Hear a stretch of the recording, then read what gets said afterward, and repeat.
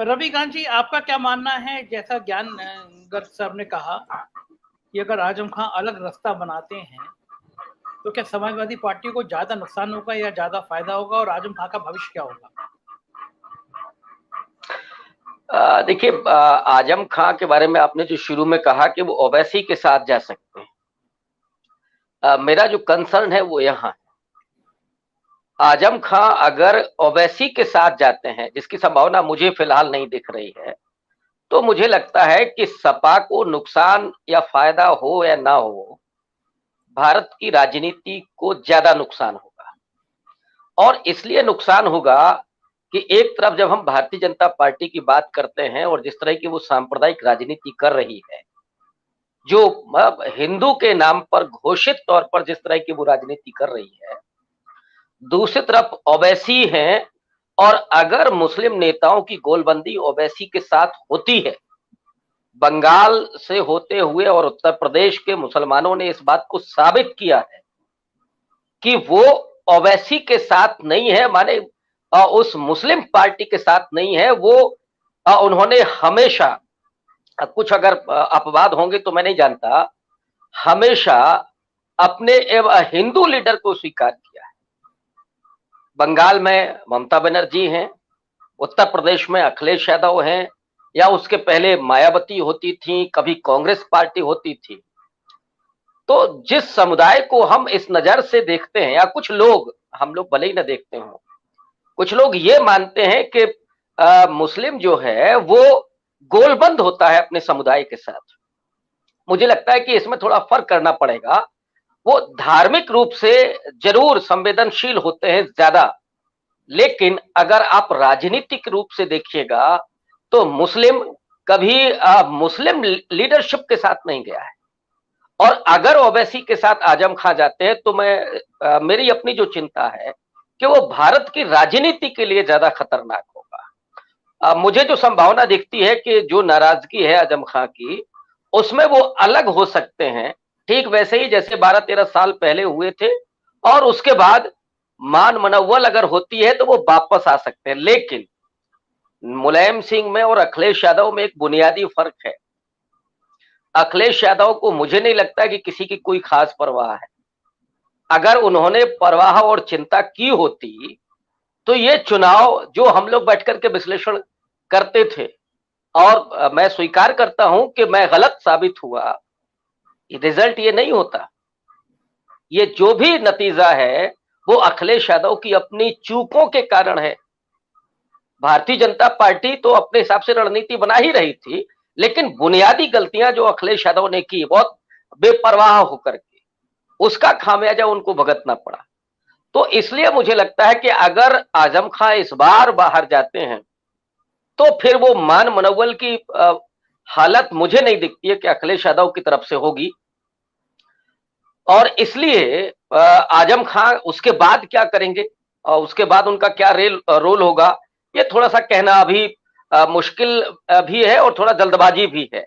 लेकिन मेरी चिंता वही है कि अगर वो ओवैसी के साथ जाते हैं तो उत्तर प्रदेश का मुसलमान उस ढंग से जोड़ा जाने लगेगा कि देखिए वो तो अपने समुदाय के साथ, अपने सामुदायिक राजनीति के साथ गोलबंद हो रहा है, और फिर आप बड़े आसानी से ठीकरा फोड़ेंगे कि साहब वो तो सांप्रदायिक है। तो ये थोड़ा सा मुश्किल होगा उत्तर प्रदेश की राजनीति के लिए और भारत की राजनीति। रविकांत जी आप सुन पा रहे हैं? मैं ये बात थोड़ी सी अलग चली गई थी बनारस को लेकर। एक पीड़ा तो आजम खां के परिवार को होनी चाहिए। लाख आप उनसे देश रखते हो, उनके ऊपर आप जौहर विश्वविद्यालय की जमीनों के कब्जे पे आप आरोप लगा सकते हो, बाकी रामपुर की और जमीनों का अतिक्रमण करने का आरोप लगा सकते हो, मैं सहमत हूँ।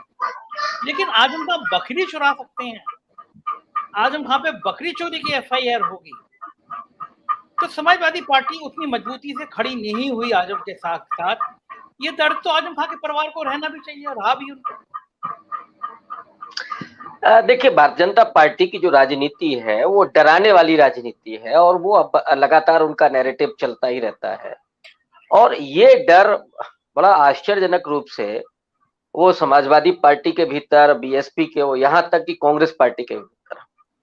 तो यही अगर केवल चलता रहेगा कि अगर हम किसी मुस्लिम के उसके पक्ष में कोई बात कह देंगे, जबकि वो कानून सम्मत हो, संविधान सम्मत हो, तो आपका वोट बैंक खिसक जाएगा। मुझे लगता है अगर ये चॉइस रहेगी किसी भी राजनीतिक दल की, तो उसका भविष्य ठीक नहीं हो सकता है। जिन मूल्यों को लेकर के समाजवादी पार्टी बनी थी, उसमें धर्मनिरपेक्षता एक बड़ा मूल्य होता था, समाजवादी मूल्य एक बड़ा होता था, किसानों, मजदूरों, नौजवानों के पक्ष में खड़े होने का पूरा एक इतिहास है समाजवादी पार्टी का।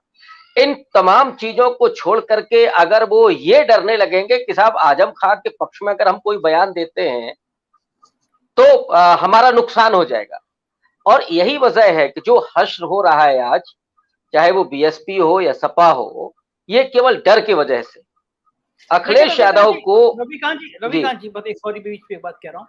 आप जिस दौर के डर की बात कर रहे हैं उस दौर में बुलडोजर तो नहीं होता था, यहाँ तो बुलडोजर पीछे चला आता है। अब वो लोगों तो डर तो ये है ना कि कुछ बोलेंगे तो बुलडोजर हो जाएगा। अभी तक मीडिया हाउस बचे हैं, मतलब मुझे लगता है कि बलिया, ये बेचारे बलिया के पत्रकारी कर्मी धरना अनशन कर रहे हैं। तो बुलडोजर का जो डर है वो भी तो काम करता है ना विपक्ष पे, कि ज्यादा बोले तो बुलडोजर पता नहीं क्या क्या ध्वस्त कर देगा आपका। देखिए संजय जी, बुलडोजर निर्जीव के सामने ही चलता है, और जो जिसके जवान नहीं होती है उसी के सामने चलता है बुलडोजर। अगर तनकर के लोग खड़े हो जाएं तो बुलडोजर चलेगा क्या? ये सब डरे हुए लोग हैं। अच्छा, डरा हुआ विपक्ष कभी लोकतंत्र का आपको डर नहीं लगता? लखनऊ विश्वविद्यालय नहीं, मुझे नहीं लगता, मुझे नहीं लगता, मुझे कतई नहीं लगता। मैं डरता हूं, मैं एक बार पहले भी कह चुका हूं, मैं डरता हूं तो इस देश के संविधान से डरता हूं कि उसको लेकर के कोई मैं गलत बात ना कह दूं। मैं डरता हूं इस देश का जो मुस्तकबिल है उसके लिए डरता हूं। मेरा डर इनसे नहीं है कि कोई नेता हमारा क्या करेगा, कोई लुम्पेन आकर के हमारा क्या करेगा, कोई राजनीतिक दल का व्यक्ति मेरे बारे में क्या कहेगा, इससे क्या डरना। अगर हमने कोई गलत किया है तब हमको डर लगेगा ना। तो बुलडोजर के सामने भी अगर लोग तन करके खड़े हो जाते हैं तो मुझे नहीं लगता है कि बुलडोजर चलेगा। लेकिन जब आप में, अब वो होता वही है जो सब लोग उसी बात को कह रहे हैं कि आप पार्ट टाइम पॉलिटिक्स करेंगे, आप एसी में आराम से हवा खाएंगे और 6 महीने लास्ट में निकलेंगे, तो नहीं हो सकता है। ये संघर्ष का समय है। लोग कहते हैं कि साहब जैसे आजादी का आंदोलन किया था हमारे पुरखों ने, उन्होंने तो, अब जो लोग कहते हैं 5 किलो राशन पर लोग बिक गए, अरे हिंदुस्तान तो वो है जब गांधी जी ने कहा कि नौकरियां छोड़ दीजिए, स्कूल छोड़ दीजिए, सुभाष चंद्र बोस ने कहा कि आप हमको दीजिए धन दौलत, लोगों ने दिया। और आज आप कह रहे हैं कि साहब 5 किलो राशन पे बिक गया, वो नहीं बिका। रविकांत जी, वो बात इस सिलसिले ही आपने कहा ना, रोक देते हैं, रोक देते तो हैं, लेकिन नहीं, देने वाले तो मेहुल भाई भी हैं, नीरव मोदी भी है, उन देने वालों का आप छोड़ दीजिए भाई। इलेक्टोरल बॉन्ड के थ्रू जो बीजेपी को पैसा आ रहा है तो वो ज्यादातर तो ऐसे ही लोगों से आ रहा है।